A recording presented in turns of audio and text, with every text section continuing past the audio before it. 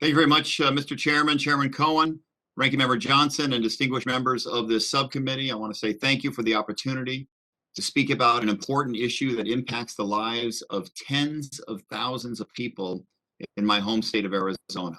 For far too long, residents across northwestern Arizona have been forgotten and victimized by the federal government.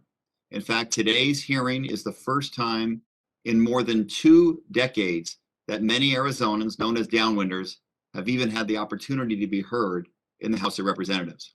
I'm hopeful that because of your leadership, your support, today's hearing will be a much needed turning point in the decades-long pursuit of justice for Downwinders who have suffered for the sake of our national security. Let me provide a little background. From 1945 to 1992, as part of our nation's Cold War deterrence efforts, the federal government conducted more than 1,000 atomic weapons development tests. Nearly all of them were detonated at the former Atomic Energy Commission Nevada test site, which is about 160 miles northwest of Kingman, Arizona.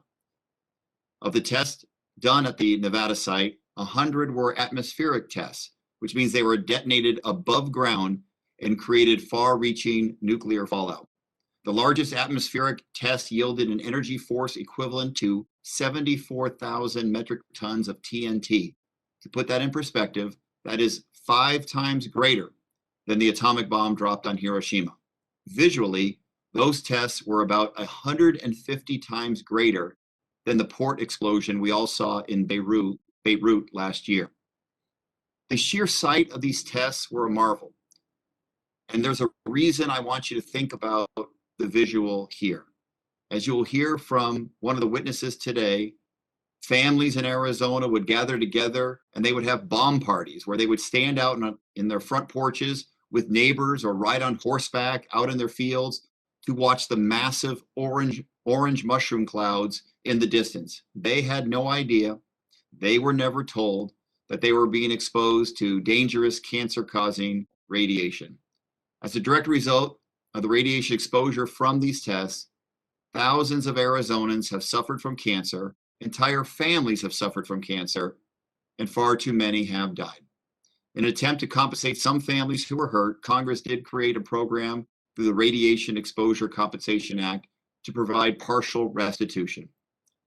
But affected residents living in 2 of the closest counties east of the test site, Mojave County, Arizona, and Clark County, Nevada, were not included in the original designated affected area to receive compensation.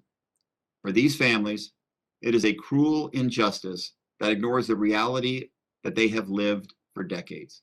National Cancer Institute research shows that Lower Mojave County and Lower Clark County have even higher rates of radiation exposure compared to other parts of the country that are already covered by RECA.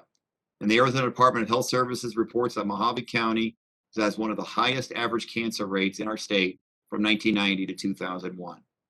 As a member of this committee, I have worked tirelessly to right this historic wrong and to advocate on behalf of these Arizonans.